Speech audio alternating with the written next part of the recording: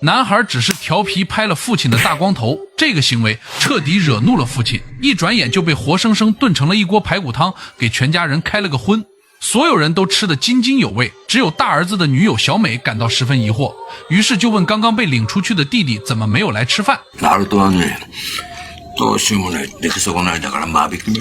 这话让小美更疑惑了，赶紧又问了一嘴芥苗是啥意思。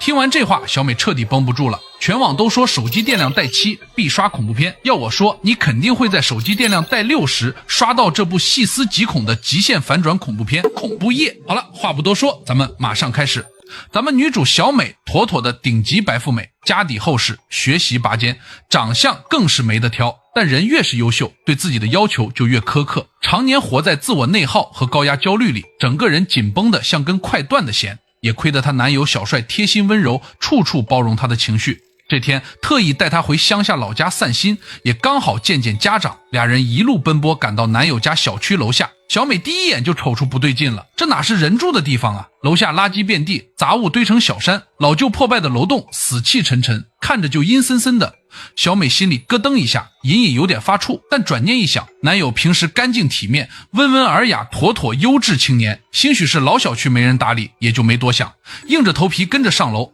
最吓人的是，楼道邻居清一色全是男人，而且个个面容憔悴，眼神空洞，他们全都死死盯着小美，眼神直勾勾的，带着贪婪和麻木，像饿狼盯着猎物一样，看得小美后背发凉，头皮发麻，浑身都不自在。这时候换做正常人，早就找借口溜之大吉了吧，但凡有点安全意识，都不会接着往里闯。但小美恋爱脑上头，想着第一次来男友家，不能不给男友面子，只能强压着心底的不安，硬着头皮继续往前走。好不容易挪到男友家，一进门，屋里的场景更是直接颠覆三观。我真的没夸张，这屋子比垃圾场还要恶心100倍，全屋没有一处干净地方，生活垃圾随处乱扔。最离谱的还得是男友一家人，小帅家里足足有7个弟弟妹妹，一窝孩子挤在狭小的屋子里，乱糟糟吵哄哄的。更吓人的是，小帅的妈妈看着年纪不小，肚子却高高隆起，明显又怀上了。为了缓解尴尬，赶紧拿出自己精心准备的精致点心，打算缓和一下气氛。结果接下来的一幕直接给小美看懵了，几个孩子跟饿了好几年的饿死鬼投胎似的，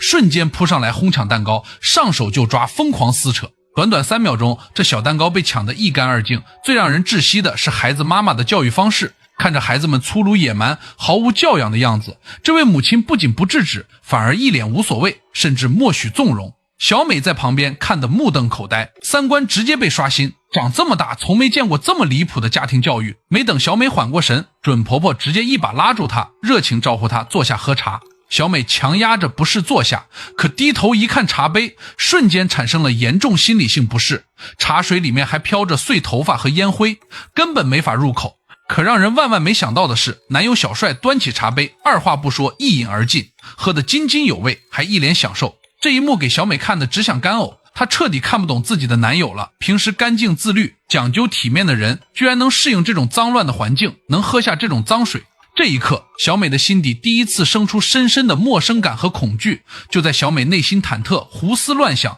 纠结要不要找借口跑路的时候，家门突然被推开了，屋里的孩子瞬间一窝蜂冲过去，满脸期待。看样子是家里的顶梁柱，孩子们的老爸回来了。进门的是个锃光瓦亮的大光头，也就是小帅的父亲。这大叔一进门，目光就死死锁定小美，眼睛瞪得溜圆，直勾勾盯着小美的脸和身材，眼神猥琐又贪婪。这光头大叔丝毫没有分寸感，盯着小美看了半天，还主动搭话，一个劲邀请小美留下来吃晚饭。小美本来早就想跑路了，但架不住对方盛情难却，碍于情面不好意思拒绝，只能硬着头皮点头答应。大叔坐下之后，一边抠着指甲缝里的黑泥，一边故作深沉，跟小美聊人生感悟，说话阴阳怪气，听得小美一脸尴尬，只想赶紧逃离这个是非之地。气氛正尴尬呢，家里最小的儿子熊二调皮得很，直接冲上来，对着老爸锃亮的大光头狠狠一巴掌拍了上去。这一下力道可不轻，直接把光头老爸拍的脑袋嗡嗡响。换做普通家长，指定当场发火教训孩子。可诡异的是，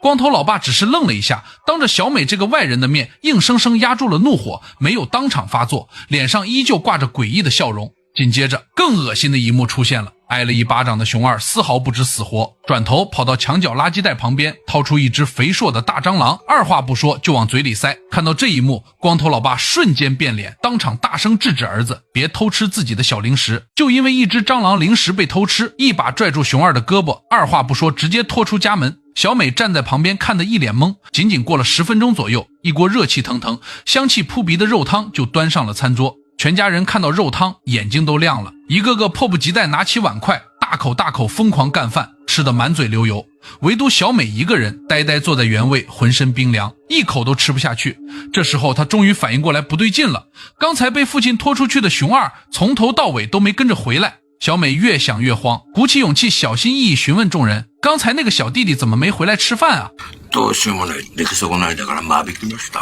小美当场就听懵了，长这么大只听过种地兼苗，从没听过家里养孩子还要兼苗。她赶紧追问兼苗到底是啥意思。光头老爸一脸理所当然地解释道，地里的庄稼杂草多了，就要拔掉弱小多余的，剩下的才能长得茁壮。家里的孩子也是一个道理，不懂事不听话浪费粮食的孩子就是多余的累赘，直接处理掉，既能省下口粮，还能给全家人补营养，一举两得。小美这一刻彻底绷不住了，看来刚才那锅香喷喷的肉汤根本不是什么买来的鲜肉，正是刚才被拖出去的熊二。最让人窒息的是，全程目睹一切的男友小帅似乎早就习以为常了，他一脸淡定，甚至还催促小美赶紧多吃点，别浪费肉汤。这一刻，小美彻底看清了所有人的真面目，胃里翻江倒海，强烈的恶心感直冲喉咙，再也忍不住捂着嘴疯狂冲向卫生间，趴在马桶上剧烈呕吐，恨不得把五脏六腑都吐出来。可就在他吐完颤抖着手按下冲水键的瞬间，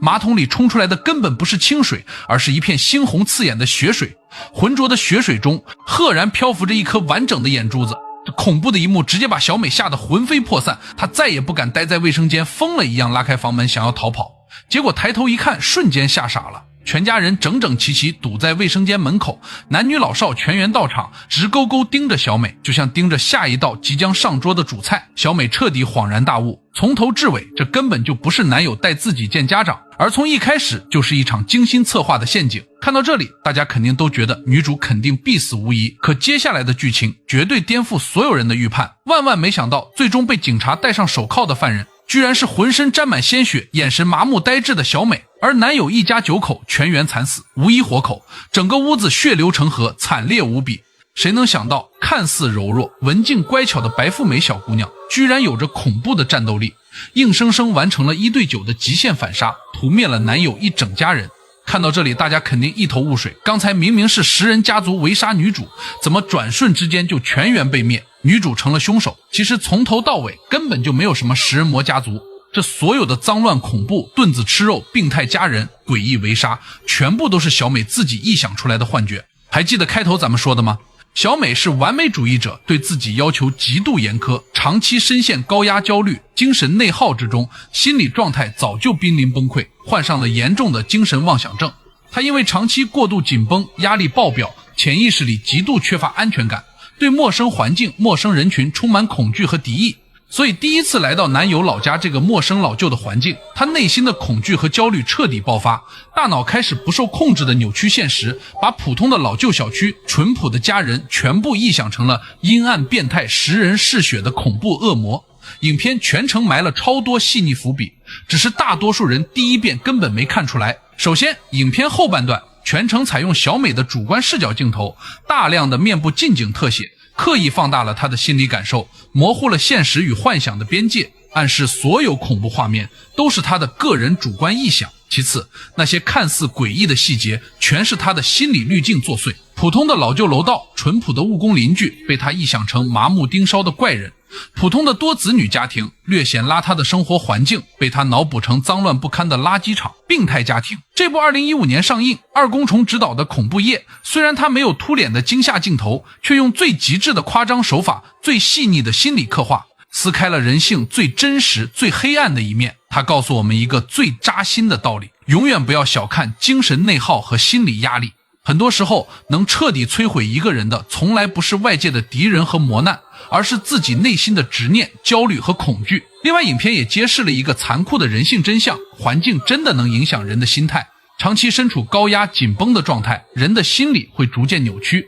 看待世界的眼光也会变得阴暗负面，原本善良纯粹的人也会被内耗慢慢吞噬，最终走向极端。最后真心劝各位兄弟们一句，生活也好，恋爱也罢，千万别逼自己太紧，别长期陷入精神内耗，察觉到不舒服、不对劲、有压力的时候，一定要及时放松，及时抽身，及时止损，好好善待自己的心态，比什么都重要。好了，我是听雨，关注我，咱们下期再见，拜了个拜。